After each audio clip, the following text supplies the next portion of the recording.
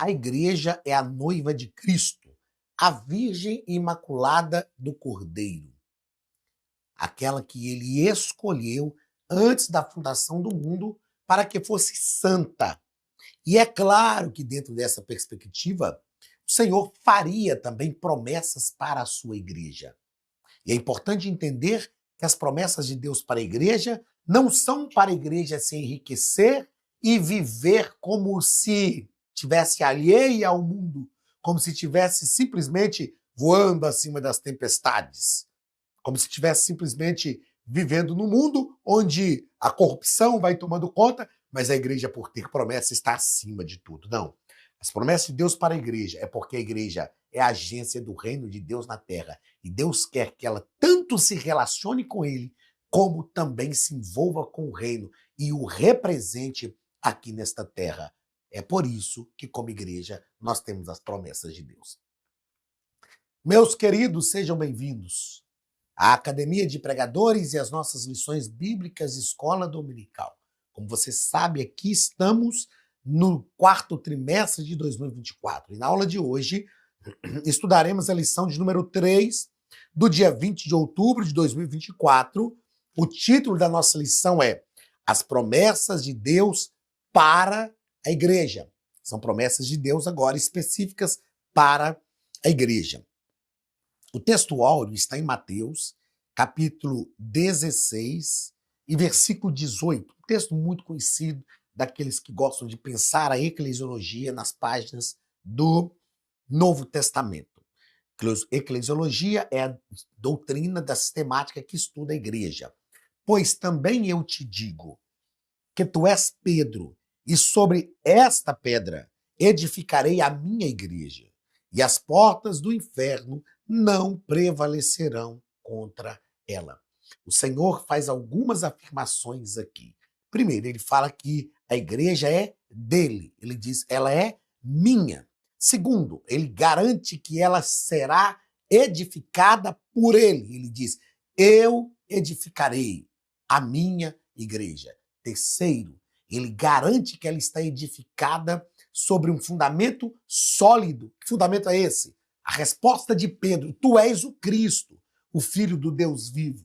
Então a igreja está edificada no Cristo, Filho do Deus vivo. E por fim, ele faz uma grande promessa para a igreja.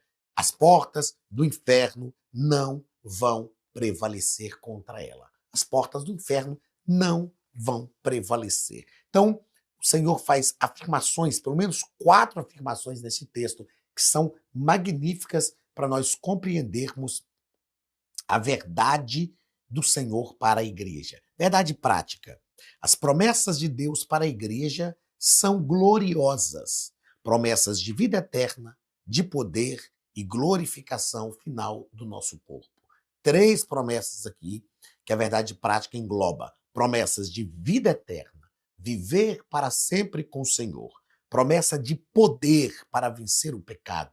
O Senhor nos dá poder para vencer o pecado, poder sobre os demônios, poder sobre as enfermidades, poder sobre o mundo, poder, não poder para nós nos gloriarmos, mas poder de Deus. E terceiro, a glorificação final do nosso corpo, que é a remissão total, permanente, plena do pecado na humanidade. Palavra-chave da nossa lição é igreja. Vamos estudar sobre isso, sobre essas promessas de Deus para a igreja. É claro que nós não estamos aqui num tratado eclesiológico. Nós estamos estudando sobre a igreja. Estamos estudando as promessas de Deus para a igreja. Leitura bíblica em classe está em Mateus, capítulo 28, versículos 18 ao 20, Marcos, capítulo 16, versículos 15 ao 18 e Atos, capítulo 1, do versículo 6 ao 8. Primeiro texto, Mateus, capítulo 28. E chegando-se Jesus, falou-lhes dizendo, é-me dado todo o poder no céu e na terra. Portanto, ide, ensinai as nações, batizando-as em nome do Pai, e do Filho e do Espírito Santo, ensinando-as a guardar todas as coisas que eu vos tenho mandado. E eis que estou convosco todos os dias, até a consumação dos séculos. Marcos capítulo 16, versículo 15. Disse-lhes: ide por todo o mundo, pregai o evangelho a toda criatura. Quem crer e for batizado será salvo. Quem não crer será condenado. E esses sinais seguirão aos que crerem. Em meu nome expulsarão os demônios.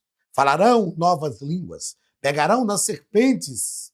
E se beberem alguma coisa mortífera, não lhes fará dano algum.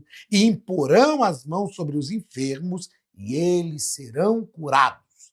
Atos capítulo 1, versículo 6. Aqueles, pois, que se haviam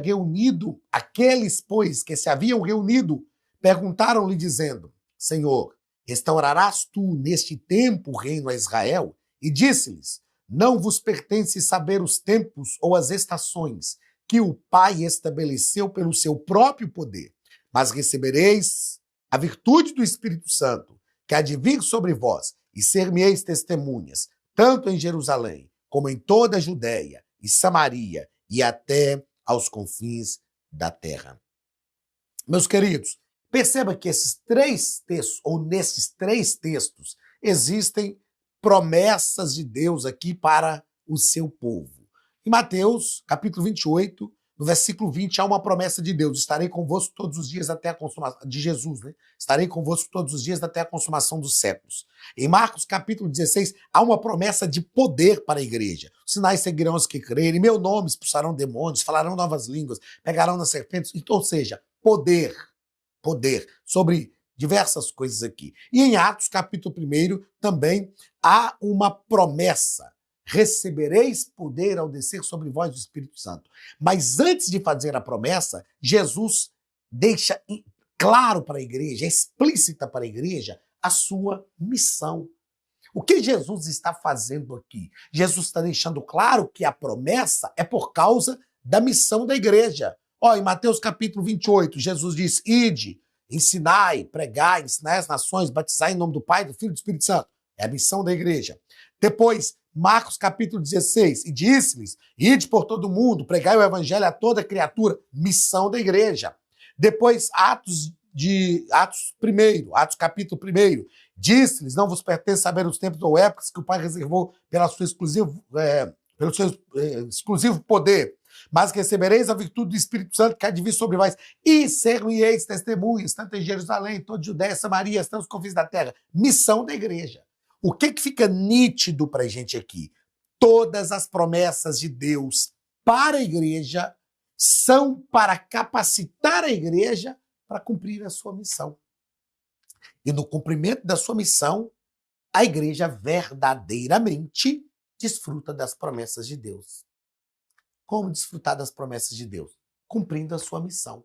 Ou seja, se eu não cumpro a missão, eu não desfruto das promessas de Deus. Simples assim. Simples assim. Quer desfrutar das promessas de Deus?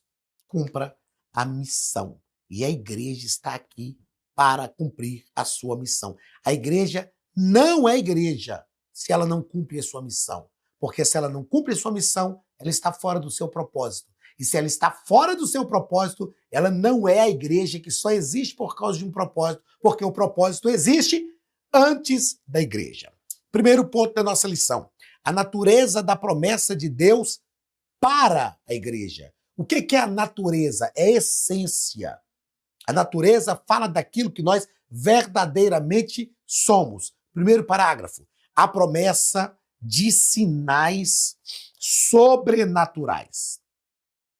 O nosso escritor, pastor Elinaldo Renovato, nos diz que o Evangelho de Mateus, capítulo 28, revela o estabelecimento da grande comissão de Cristo para os seus discípulos.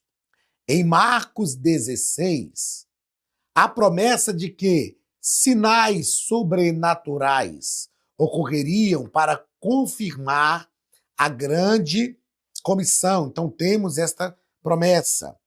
Portanto, nos diz o nosso escritor, estamos diante de uma promessa de confirmação da obra de evangelização. Olha só, nesse primeiro parágrafo, estamos tratando sobre a promessa de sinais.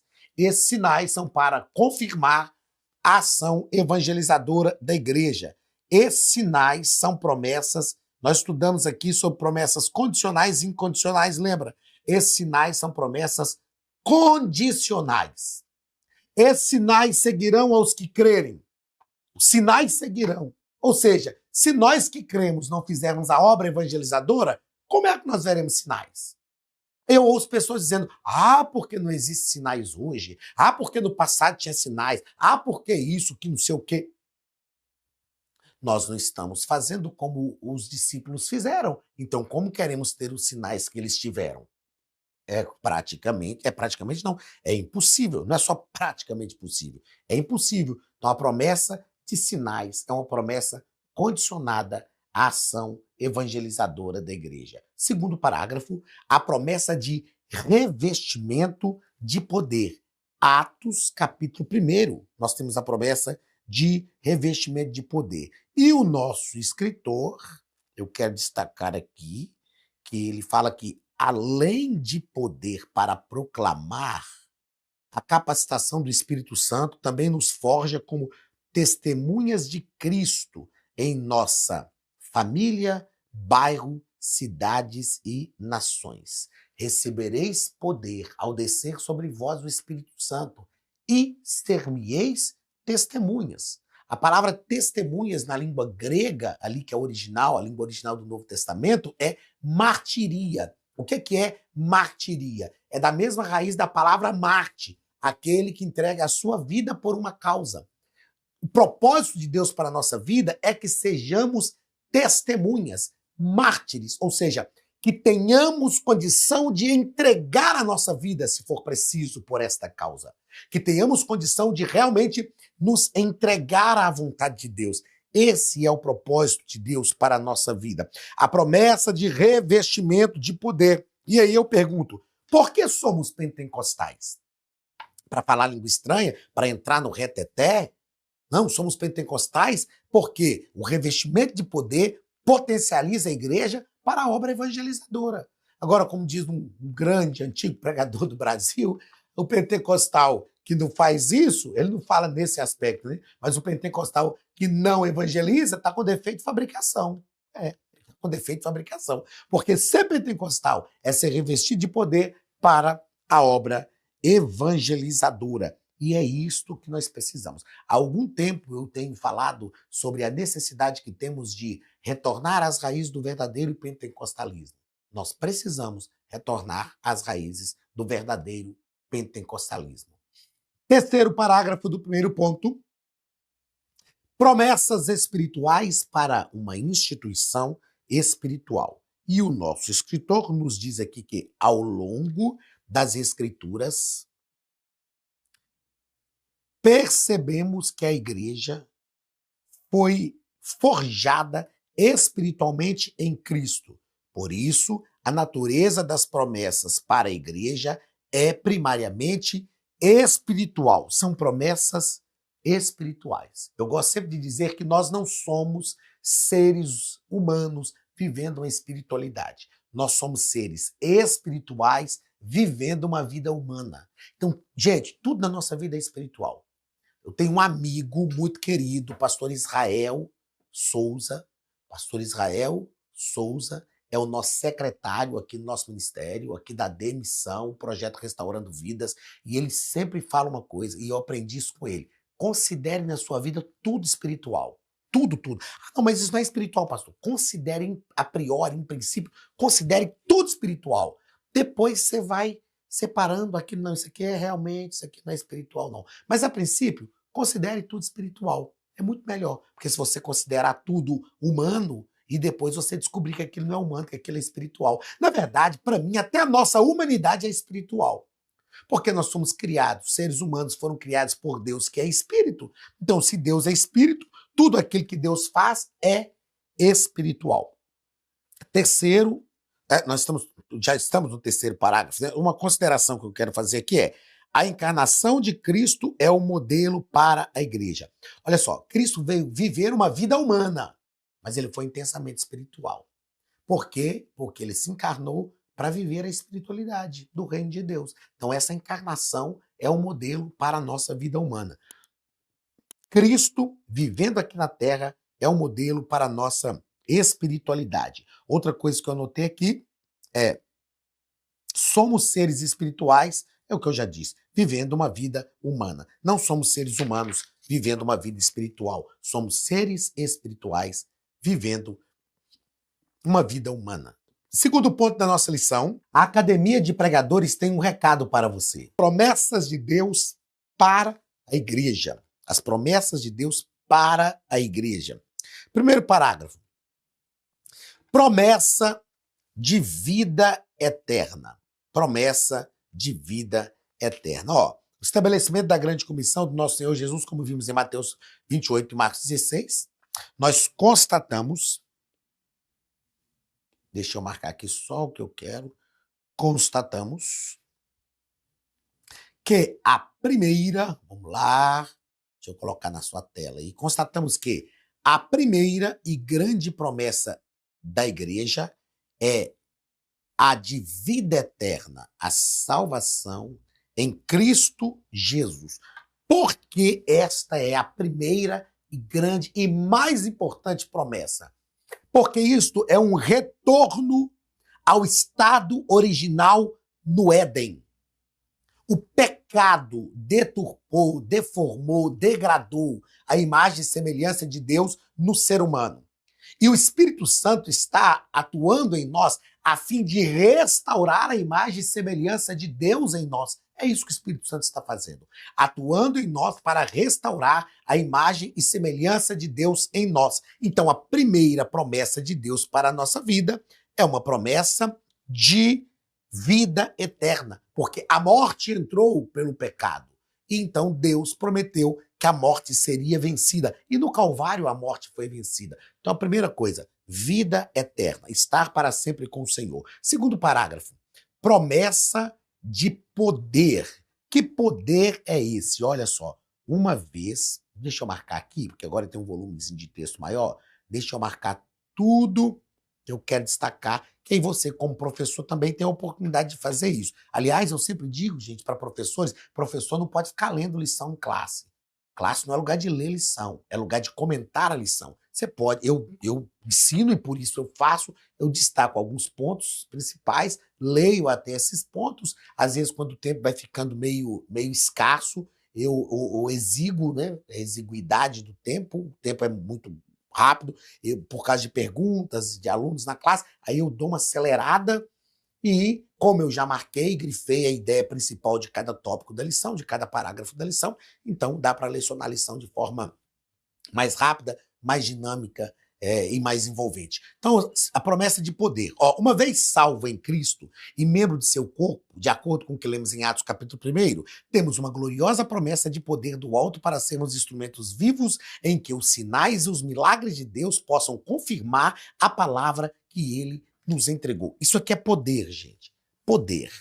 Todo mundo gosta de ter poder. Então, primeiro, poder que nós recebemos é o poder para vencer o pecado.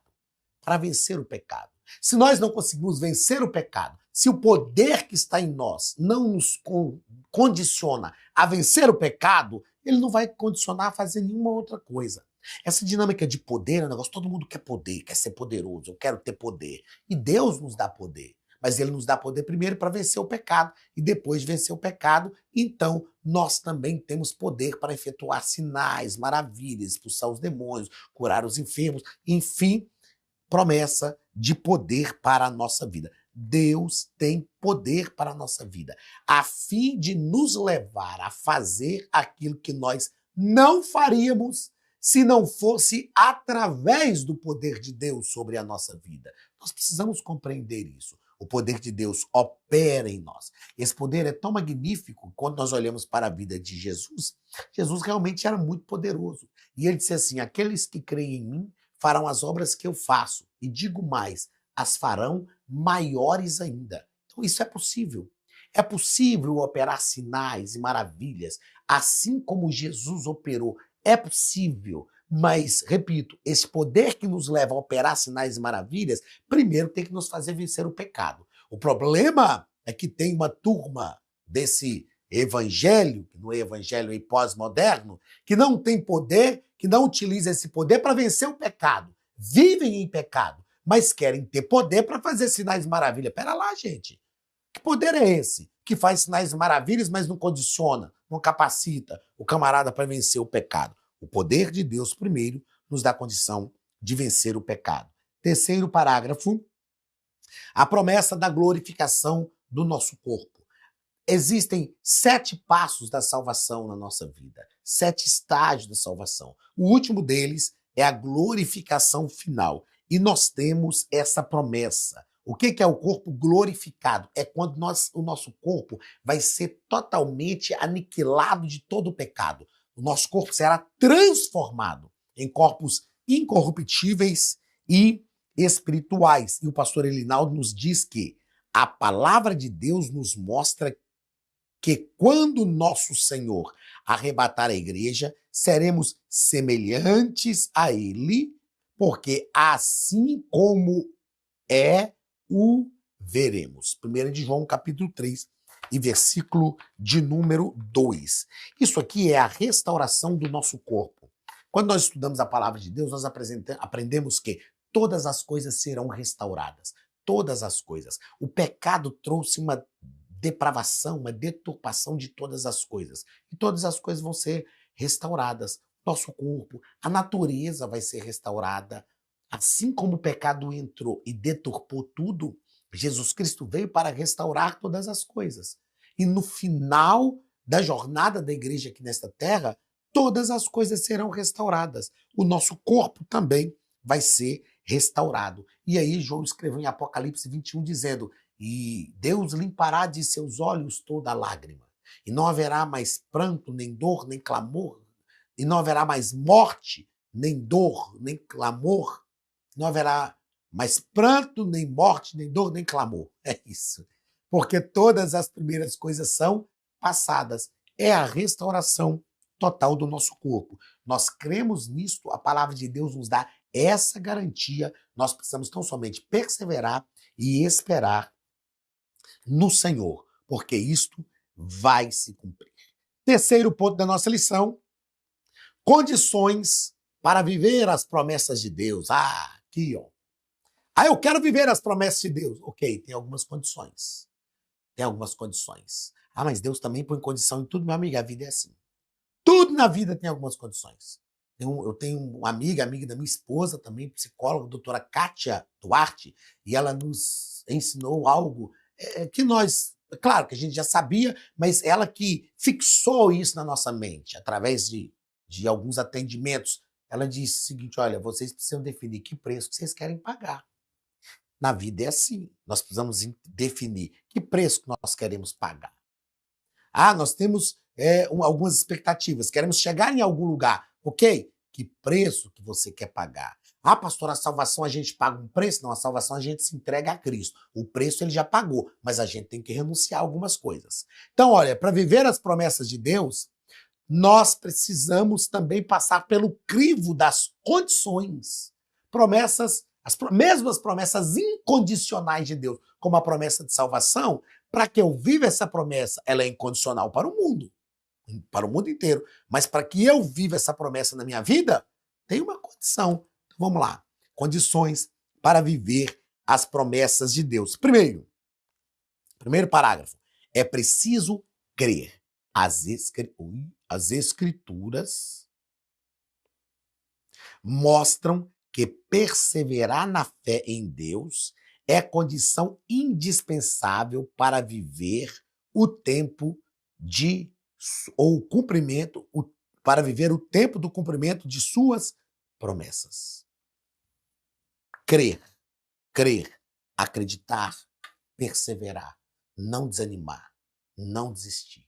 Na hora que você quiser parar, lembre-se que Deus não permitirá sobre nós provação que não seja humana. Antes, com ela, ele nos dará o livramento. Quantas vezes a gente quer desistir, a gente quer parar? Aí esta palavra vem ao nosso coração e eu digo, não, eu vou dar mais um passo. Eu disse isso esses dias pregando, eu vou dar mais um passo. Aliás, pregando sábado, numa reunião de obreiros que nós tivemos, eu vou dar mais um passo. Aí a gente dá só aquele passo. Aí depois a gente fala, não, acho que hoje eu vou parar.